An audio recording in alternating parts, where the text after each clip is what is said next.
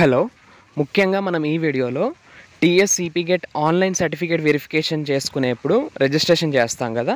So అప్పుడు fee payment ఏదైతే ఉందో 250-200 రూపీస్, అది చేసిన తర్వాత కూడా పేమెంట్ కట్ అయ్యి, అంటే అకౌంట్లోంచి అమౌంట్ డెబిట్ అవుతున్నాయి, అమౌంట్ కట్ అవుతున్నాయి, కానీ మళ్ళీ లాగిన్ పేజీకి మళ్ళీ వెనక్కి తీసుకొస్తుంది సైట్.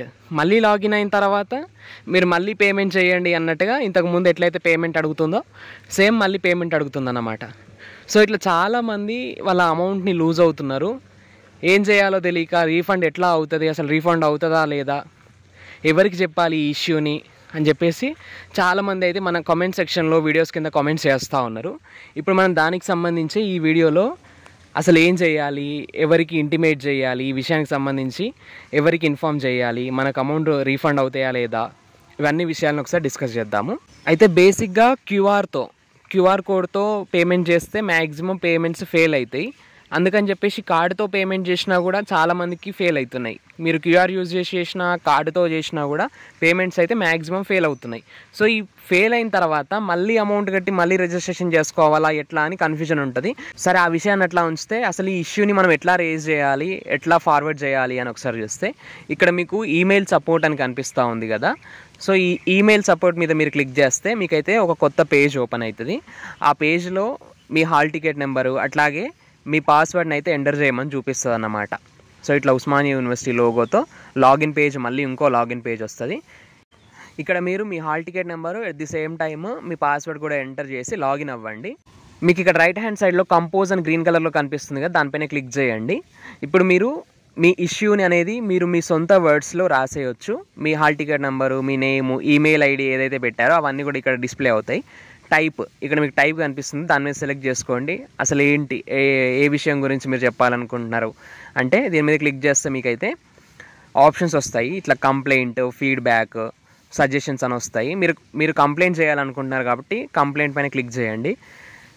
కేటగిరీ, ఈ కేటగిరీలో కూడా మళ్ళీ మీకు కంప్లైంట్స్ అని వస్తుంది. సబ్ కేటగిరీ, ఇక్కడ కూడా కంప్లైంట్స్ క్లిక్ చేయండి. సబ్జెక్ట్, అసలు ఏంటి, ఏ విషయం గురించి చెప్పాలనుకుంటున్నారు మీరు. Fee payment issue during online certificate verification registration అని మీరు టైప్ చేసేయండి. అండ్ మెసేజ్, మీరు ఓన్లీ సబ్జెక్ట్ ఒకటే పెట్టి మెసేజ్ పెట్టకుండా సబ్మిట్ చేస్తానంటే అది తీసుకోదన్నమాట సైట్. సో మీరు సబ్జెక్ట్ పెట్టాల్సి ఉంటుంది, మెసేజ్ కూడా పెట్టాల్సి ఉంటుంది. సబ్జెక్ట్ని మీరు ఓన్లీ సింగిల్ లైన్లో టైప్ చేసేయండి. ఫీ పేమెంట్ ఈజ్ డన్, ఇదంతా వద్దు.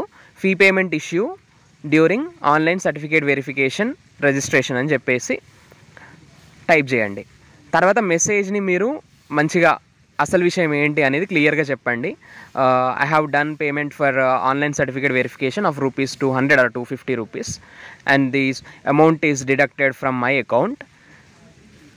ఇట్లా చెప్పేసిన తర్వాత after my amount is deducted from the account, the site is again redirecting me to the login page and again asked me to pay the registration amount. So మీరు ఇట్లా అయితే మీ ఇష్యూని మీ క్లియర్గా మెసేజ్లో మెన్షన్ చేయండి. దానికి సంబంధించి ఏదైనా స్క్రీన్ షాట్ ఉంటుంది కదా, అంటే మీకు ఆన్లైన్ ట్రాన్సాక్షన్ చేసిన తర్వాత ఆన్లైన్ ట్రాన్సాక్షన్ ఐడి అని చెప్పేసి గ్రీన్ కలర్లో మీకు ఒకటి జనరేట్ అవుతుంది అన్నమాట. మీరు ఆన్లైన్ పేమెంట్ చేసిన తర్వాత అది జనరేట్ అవుతుంది కదా. సో దాని మీద స్క్రీన్ షాట్ తీసుకుని ఇక్కడ అటాచ్మెంట్స్ ఉన్నాయి కదా, ఈ అటాచ్మెంట్స్లో మీరు ఫస్ట్ అటాచ్మెంట్లో ఏదో ఒక అటాచ్మెంట్లో అయితే చూస్ ఫైల్ నొక్కేసి అప్లోడ్ చేసేయండి. అయితే మీరు ఏదైతే చూస్ ఫైల్, ఆ ఫైల్ ఏదైతే ఉందో 100 KBకి పైన ఉండాలి, 2 MBకి, అంటే 100 KB to 2 MB మధ్యలో ఉండాలన్నమాట. సో మీరైతే ఆ స్క్రీన్ షాట్ ఏదైతే ఉంటుందో దాన్ని సైజు కరెక్ట్గా ఉందో లేదో చూసుకుని ఇక్కడ మీకు ఫస్ట్ కనిపిస్తుంది కదా అటాచ్మెంట్ 1. సో ఇటు అటాచ్మెంట్ 1లో చూస్ ఫైల్ చేసుకుని మీరైతే లాస్ట్కి వచ్చేసి సబ్మిట్ చేసేయండి. సో ఇదన్నమాట విషయము. ఇప్పుడు మీకు ఎవరెవరికైతే పేమెంట్ ఫెయిల్ అవుతుందో వాళ్ళు కూడా ఇష్యూని రేజ్ చేయండి.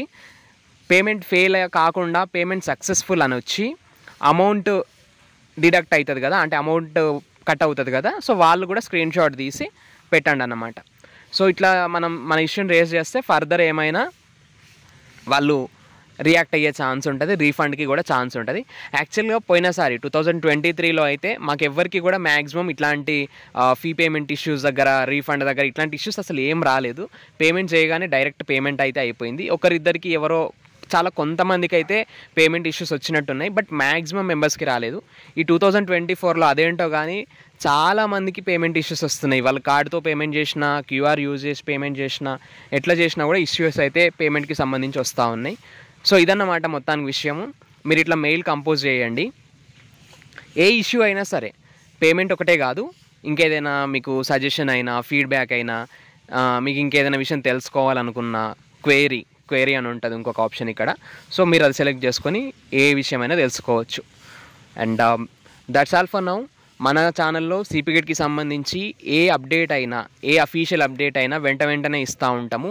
అండ్ రేపు వెబ్ ఆప్షన్స్ వస్తాయి కదా, సో వెబ్ ఆప్షన్స్ ఎట్లా పెట్టాలి, ఏ యూనివర్సిటీకి ఫస్ట్ ప్రయారిటీ ఇవ్వాలి, మనకు వచ్చిన ర్యాంక్కి ఏ యూనివర్సిటీకి ఫస్ట్ ప్రయారిటీ ఇవ్వాలి, ఏ సబ్ క్యాంపస్కి ఫస్ట్ ప్రయారిటీ ఇవ్వాలి, ఇట్లాంటి అన్ని విషయాలు కూడా వెబ్ ఆప్షన్స్ ఎట్లా పెట్టాలి అనేది మన ఛానల్లో క్లియర్గా డిస్కస్ చేస్తాము. దానికి సంబంధించి కూడా వీడియో అప్లోడ్ చేస్తా. And that's all for now. For further latest CPGET updates, stay tune to our channel Science feeds.